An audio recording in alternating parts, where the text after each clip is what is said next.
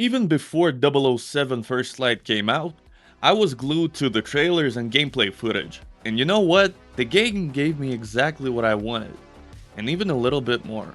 What really hooked me the most was how room clearing feels in this game. By room clearing, I mean clearing out an entire room full of enemies, either stealthily, aggressively, or by mixing both styles, as well as using the environment to your advantage. And today, I want to fully break down exactly that. What tools the game gives you, how it blends stealth and action, and why clearing rooms in 007 First Light feels so damn satisfying.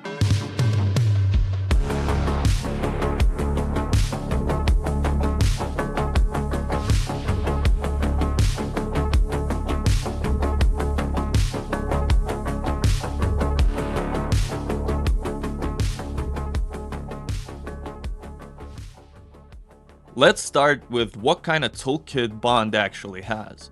When it comes to interacting with enemies in the environment, he actually has a pretty solid arsenal, and every single tool does its job properly. You've got several gadgets that are genuinely useful during room clears. You've got melee combat that looks stylish and cinematic, and surprisingly, it sometimes doesn't even break stealth. And of course, you have fast-paced, high-tension gunfights. The moments where the game doesn't force you to pick just one playstyle, that's where it truly shines. This is one of the few games where switching between stealth and combat or mixing the two feels equally satisfying. Now, the game does have some scripted sections that put you in pretty strict constraints, usually when you need to infiltrate somewhere. In those sections, you can't shoot, you can't fight, you can't knock anyone out. You have to be as discreet as possible. There's social stealth and other types of interactions that aren't directly related to room clearing. They're done well, but that's not what today's video is about. Anyway, we have the basic, familiar mechanics of stealth movement and takedowns that we're all used to from stealth games. To be fair, the silent takedowns don't actually look very silent, but the game gets a pass on that, because it puts a big emphasis on presentation and style. When Bond goes for a silent takedown, he grabs the guy by the collar and punches him in the face. It looks loud and kinda chaotic, but somehow stealth is still preserved. Some people might get pulled out of immersion by it, but once you understand that this game is first and foremost about spectacle rather than realism, everything falls into place. And that's an important distinction because it immediately tells the player 007 First Light is not a stealth game. It's more of an action game with stealth elements. Stealth here is just one part of a bigger system. There is also a roster of gadgets, and a lot of reviewers say that the selection is pretty modest. But in my opinion, the number of gadgets and ways to use them is just right. Not too few to get boring, and not too many to overwhelm the player. You've got classic smoke grenades and stun grenades, a mini rocket, a laser that can silently break locks or temporarily blind enemies. There's also the dazing dart, which puts opponents into a prolonged dizzy state, forcing them to leave their post. A shockwave used for stunning or pushing enemies, very useful for push off the ledge takedowns, and the most frequently used gadget is hacking electronic devices. This one is by far the most versatile, because there are tons of different hackable objects in the game and hacking them can create a wide variety of effects. Gadgets are powered by two types of resources, electronic and chemical, and the game is very generous with them. You can find both types in abundance throughout the levels. You almost never have to worry about running out or constantly saving them up. The fact that the game is so generous with resources plays in its favor, because stealth combined with gadgets and environmental interaction creates a real sandbox feeling, and that fits the spy fantasy perfectly. Constant improvisation using whatever is around you. And now, we're getting to the mechanics that make this game more distinct. Bond has a special instinct meter, which in stealth sections is used for social interactions with enemies. Luring enemies with a whistle or a short voice line isn't unique, but it's worth mentioning that it also consumes instinct. Here's the unique stuff. If an enemy spots Bond, they don't immediately go hostile. You get the option to spend instinct to trigger a fake surrender. The enemy walks up to you and you can perform a silent takedown. It works both as an emergency escape when you have been spotted, and as a useful tool when an enemy is facing you directly and you have no other approach.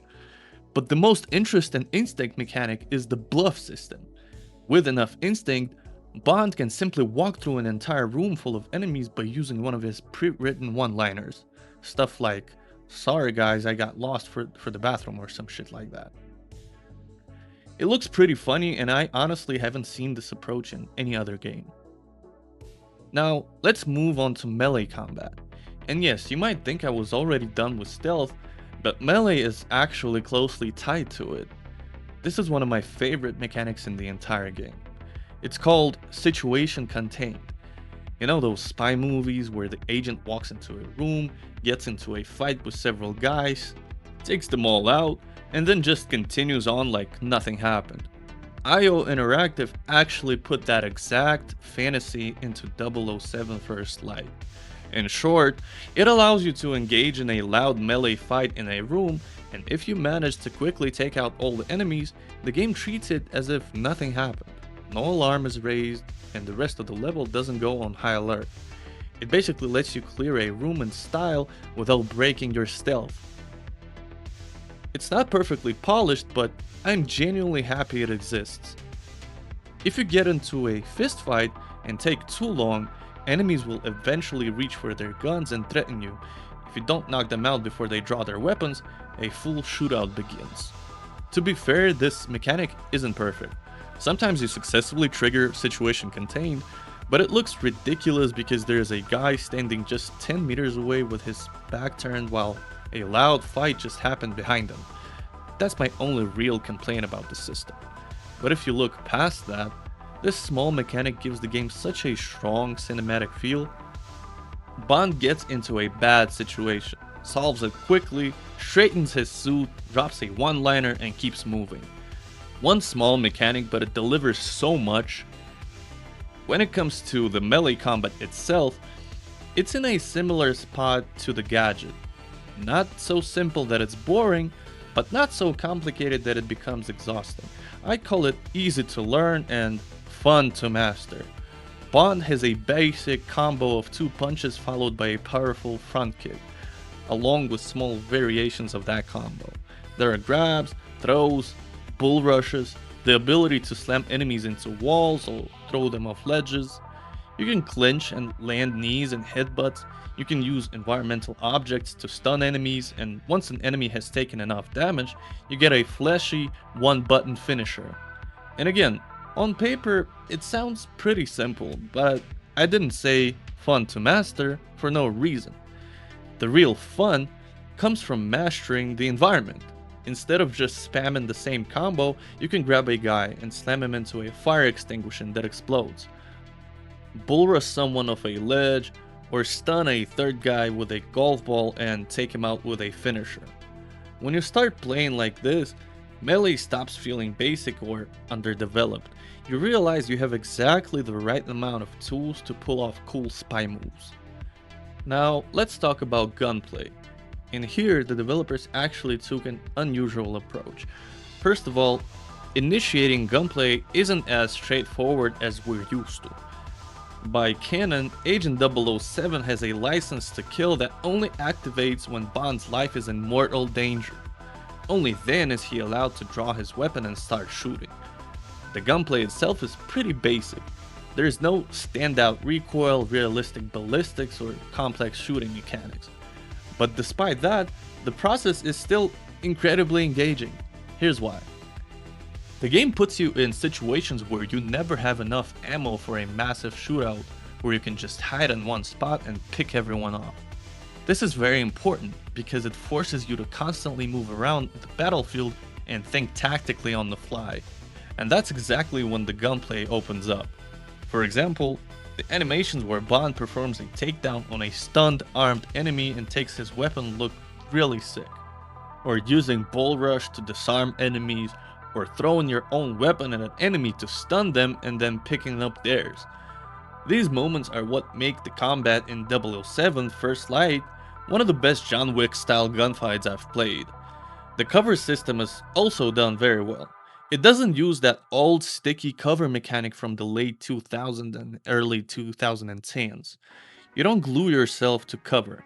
Bond runs up to it but keeps full movement freedom. You can quickly swap between covers, and because you're not stuck to them, it feels incredibly fluid and greatly complements the flow during shootouts. And if we take these three systems together, stealth, melee, gunplay, I come to the conclusion that the game performs best when the player is open to full improvisation. When you don't limit yourself to just stealth or just action, but use every tool the game gives you, that's when 007 First Light becomes one of the best room clearing games I've ever played.